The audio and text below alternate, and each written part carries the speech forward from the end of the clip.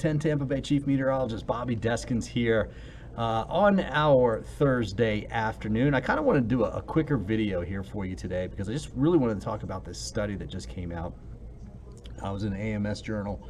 And what the author had done was gone back and looked at the Gulf of Mexico water alone, right, from 1950 to last year. And took all these different kinds of samples of water that they had, recordings of temperature and things like that. And then they ran analytics on that and found that the Gulf of Mexico water is warming at twice the rate of the overall global oceans. That's a lot. That's a whole lot of warming. So let's just talk the actual temperature right now. You can see plenty of 70s out there in the water. We've got about 67, 68 right here along the coast, and we'll actually warm a little bit because we've been in the 80s for highs and low 60s for lows. But if you look at the sea surface temperature anomalies, and that's what you're kind of looking at here. Anomaly means how far is it off from the normal, basically. Look at how warm the Gulf is. And these are degrees Celsius above normal. That is very warm. And so that can mean a couple different things. You know, what the study shows is it's going back looking since 1950. This snapshot right here is basically like today and yesterday. So things change from year to year, from month to month, week to week, day to day. But right now, where we stand right now, the Gulf is very, very warm. The air has actually been warmer than average here lately too. So that plays part of the problem, or part of the issue. But let's get to the study real fast because this is pretty interesting. So we want to talk about the ocean heat content. And it's wild. The land has a different specific heat content than heat capacity than the water does. So in the mornings, in the summertime, you can walk across the road barefoot, right?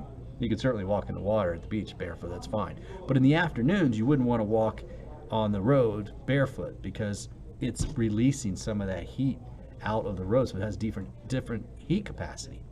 The oceans, water, that heat capacity holds on to that heat longer. So if you heat all of this up, it's slower to cool. And that, especially when you're Florida surrounded by water, basically, that really affects your weather, your overall temperatures. So the ability for it to store and slowly release that heat, overall, when you look at the globe, that actually helps to stabilize the weather around the globe, right? You don't heat up too much around the coast, you don't cool down too quickly.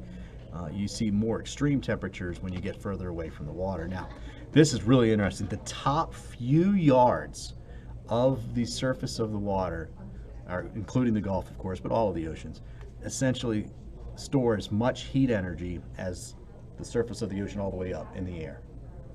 So that is a lot of energy stored there. And if that is warming, especially rapidly, that's really going to affect the atmosphere around it. So let's see what they found. This is a look at the links, basically from 1950 all the way up. And notice what happens once you get up towards 1990. We start to increase that rate, maybe 95 or so. You start to increase the rate of warming. And even since 2010, you can see it looks like that increases, that rate has increased a little bit more. So this is the global ocean heat content. All right, now the Gulf is warming twice as fast as that. So they went back and they looked at almost 193,000 profiles, basically data sets from 1950 to 2020, and found that the Gulf surface temperature has warmed 1.8 degrees Fahrenheit. Now that doesn't seem a whole lot, right? 20 years ago, you went to Clearwater Beach every spring break, and you're like, oh, now it's, 30, 40 years ago, now it's 1.8 degrees warmer in the water. It doesn't seem like a lot. But the amount of energy that holds can be a whole lot, right? So that's part of the issue. Just warmed twice as fast as the global waters in that same time. So what's that mean? Basically, it means when you have something warm, just think of like a hot air balloon or something. It expands a little bit. Heat expands.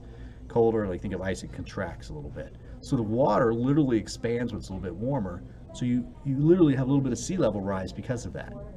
Right? Plus overall, and this is not the Gulf of Mexico, but overall with the oceans warming, you melt more ice in the Arctic. And that becomes, instead of ice, it's now water, and so you're basically filling up the basins more. So you get sea level rise. Then with the heat content, you get hypoxia, where it basically eats up the oxygen. And so you get these big dead zones, especially in the central Gulf of Mexico. So there's not that much sea life there. And the warmer that water gets, the more you can have hypoxia occurring. So those dead zones can get even bigger. Now, the one thing that we obviously are always watching here, once that number gets to 80 and above, you've got enough energy to maintain hurricanes. When hurricanes move over that water, the warmer that water is, the more basically gasoline to the fire, right? And so we know when storms are coming up and out of the Caribbean into the Gulf of Mexico, they're going to cross over the loop current. And that may be 3-4 degrees warmer than the water around it. This is in the Gulf of Mexico. That alone can help intensify the storm. But now if it's moving out of the Caribbean into the Gulf and that water altogether is just warmer, you've just got plenty of area now for that to actually warm things up. So really interesting thing that they've gotten. I look back again, back to 1950 through 2020, and wow, the Gulf of Mexico is really warming. Hurricane season, obviously, when you talk about this kind of stuff, you think, well, obviously it can make storms bigger, make them stronger. Doesn't mean it's going to happen, doesn't mean you're going to get a storm. Another thing to consider here too is just in the last 3 years alone, that's a small little blip on this whole average from 1950. We've been in a La Nina pattern basically, and that's usually a little bit warmer, a little bit drier. That also means more hurricanes during the hurricane season. It's definitely basically been that way the last 3 years, but we are looking like we're going to come out of La Nina more towards neutral over the next several months, and then towards the heart of the hurricane season, we might end up in a El Nino pattern, which generally means you have fewer storms to deal with. We had only 7 named storms in 1995, but the first one was Hurricane Andrew that slammed into South Florida, so it doesn't really mean much to having fewer storms. Okay, guys, that's it. Thank you for watching. We'll be on 10 Tampa Bay at 5 o'clock tonight with the latest forecast. We do have some rain headed our way for tomorrow, and it's a little bit, don't worry about it. It's mainly late tomorrow afternoon, early evening hours, and then cooler, drier air comes in on some pretty breezy winds as we get into the upcoming weekend. Beautiful weekend ahead. I'll have those details coming up.